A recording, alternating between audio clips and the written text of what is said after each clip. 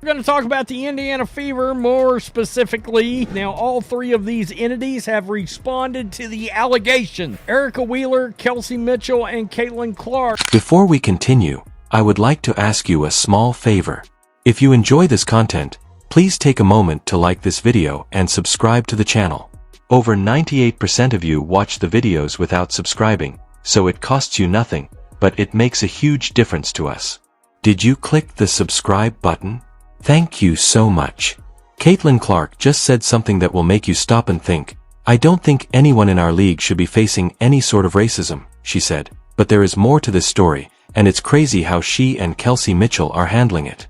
The allegations made by WNBA players that Indiana Fever fans are vicious, racist. Now, all three of these entities have responded to the allegation. They're just launching racial slurs all over the place. You'll be shocked to learn that NBA fans are currently being called out for racism.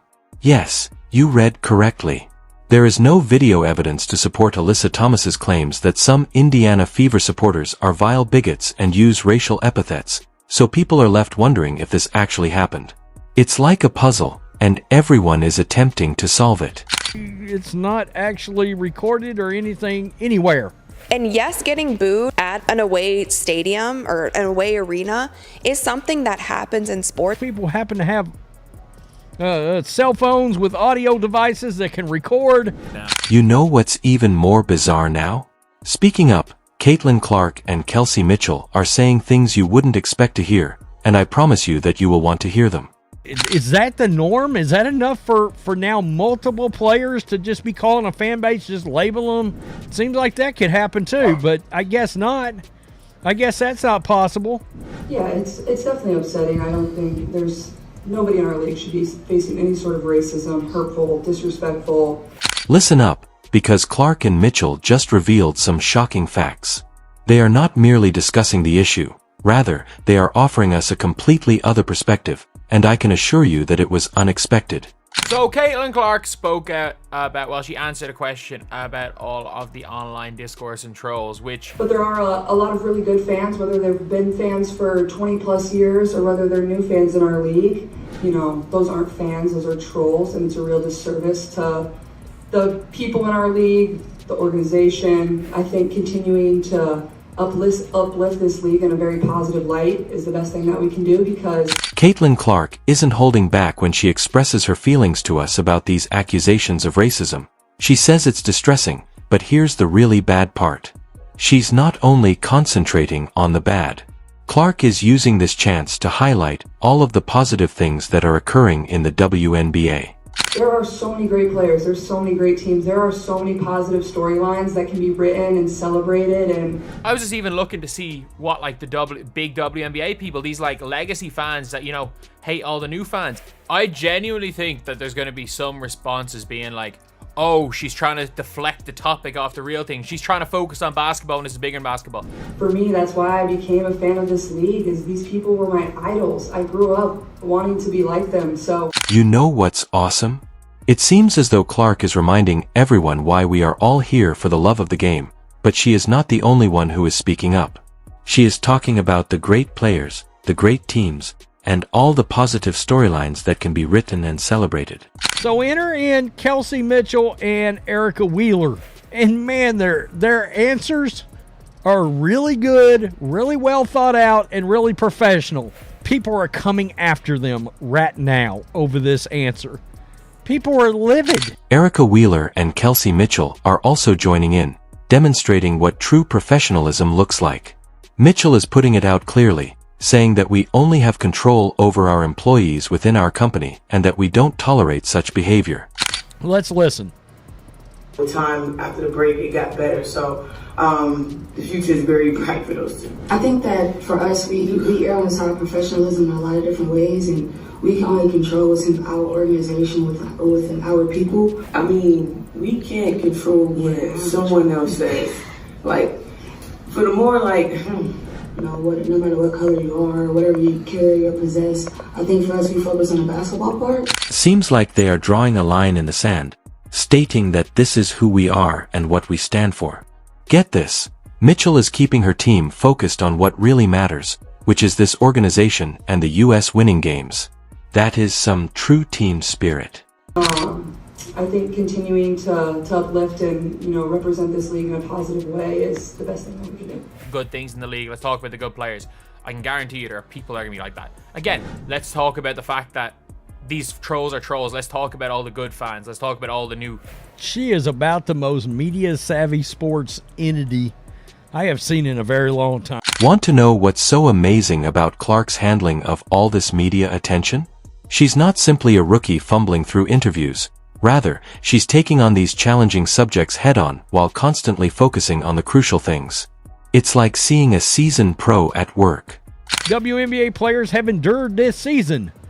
This was her answer. He should have asked her about the hate that she receives. As a straight white player in the league, she can navigate these situations. Now, James Boyd did acknowledge after the fact. There's so many great players and teams, and obviously that is the best thing.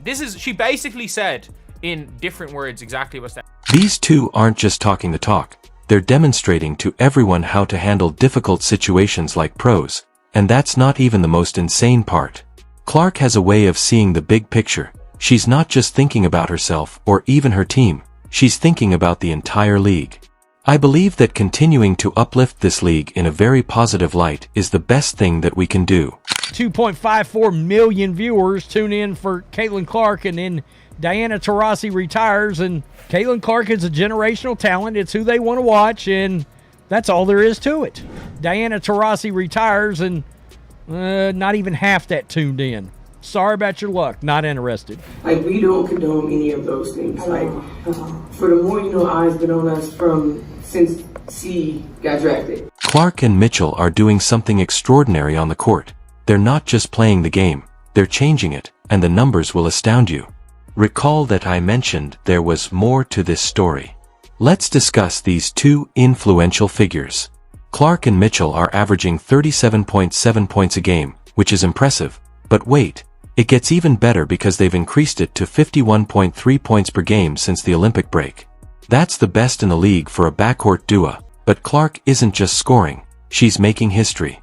We're talking about 37.3 points per game, either scoring or assisting, which is crazy.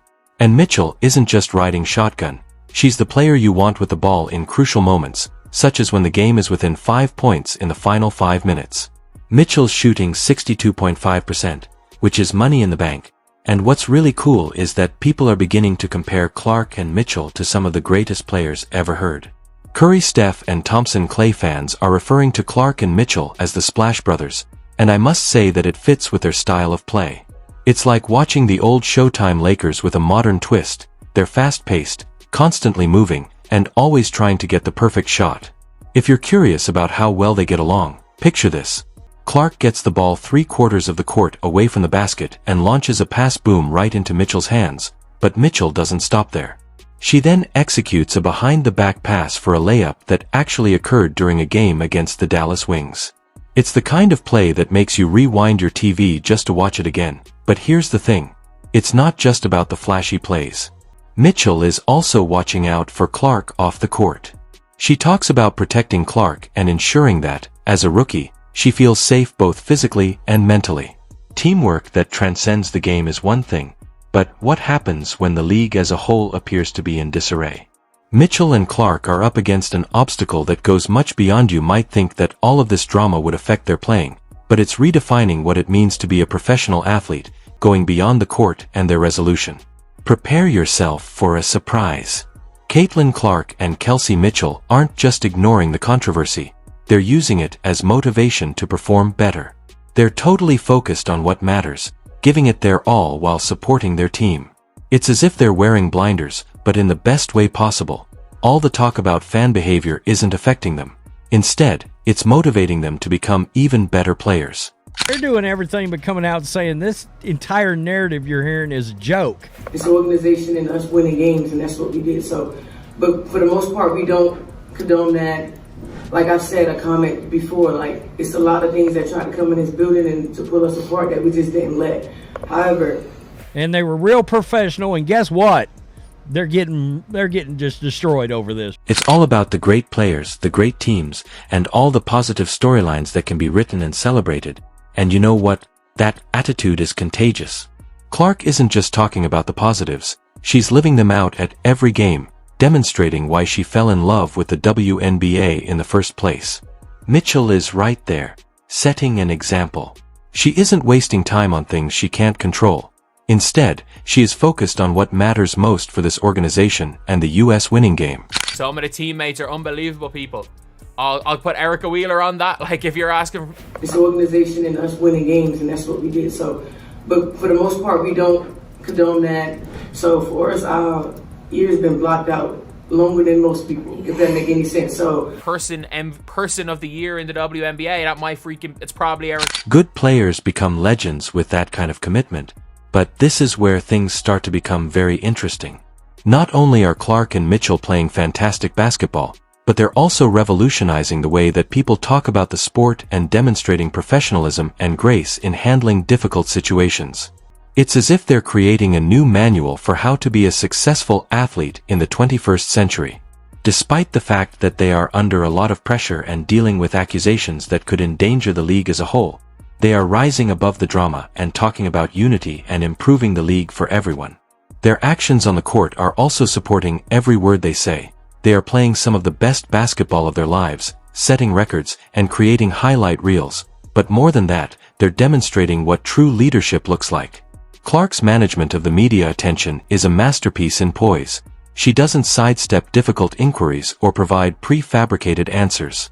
She's taking on these problems head-on while constantly returning to the game, the team, and the league, because that's not just good PR, that's true character. And she still just got hate, but at least now it's going to be hard to see how they twist their words. And one thing is, she's done nothing but try to uplift the league, defend everyone around her, but like, she has defended people cheap-shotting her. She sometimes, in the Kennedy Carr situation, she has defended someone who realistically probably shouldn't have been. Mitchell is right there with her, demonstrating what it takes to be a true team player. She isn't only thinking about herself. As a rookie, she is ensuring Clark feels safe both physically and mentally. That is the type of teammate that everyone aspires to have. But here's the real kicker. When Clark talks about continuing to promote this league in a very positive light, she's not just delivering a catchy soundbite, she's outlining a vision for the future of women's basketball. Clark and Mitchell aren't just playing for themselves or even just for their team. They're thinking about the league as a whole. And she still just got hate, but at least now it's going to be hard to see how they twist their words. And one thing is, for what it is they said, but the wokes, they're coming after them. They're coming after him. So, Kelsey Mitchell was asked about her future. A lot of people really gave them a lot of credit. And if you deal best with it by doing that, by leaning on your family and stuff, you shouldn't have to bring that into the public. Which is establishing a new benchmark for how professional athletes deal with hardship. It's not about blaming others or offering justifications. Rather, it's about concentrating on what you can control, encouraging your teammates, and constantly trying to improve. Fans are observing that people are watching not just to watch incredible basketball but also to watch two athletes who are redefining what it means to be a pro. Mitchell and Clark are demonstrating that you can be intense rivals on the court and still be admirable role models off of it. Like, just like Caitlin Clark has no more responsibility to appease certain groups of fans that she'll never win with. If Caitlin Clark doesn't want to bring it to light and she feels that's the best way, then let her do it. And I don't think Caitlin has any obligation. Well, I don't think she has any obligation to speak out about some of the stuff all the time. Let's take a moment to discuss Clark and Mitchell. These two aren't just playing basketball, they're rewriting the entire playbook. They're scoring points at an incredible rate, dishing out assists, and creating plays that will astound you. But it's not just about the numbers. What's even more amazing is how they're handling all of this drama off the court. They're not getting sucked into it. Instead, they're concentrating on what matters most, the game and their team. It's as though they have superpowers or something. Those aren't fans, those are trolls, and it's a real disservice to the people in our league, the organization. I think continuing to uplift this league in a very positive light is the best thing that we can do, because, yeah, it's definitely upsetting. I don't think there's nobody in our league should be facing any sort of racism, hurtful, disrespectful. There are so many great players. There's so many great teams. There are so many positive storylines that can be written and celebrated. The true victory here is that Clark and Mitchell are not only revolutionizing the game, but also how people view women's basketball. They are demonstrating to everyone what true leadership looks like both on and off the court. And you know what? They are game changers in every way.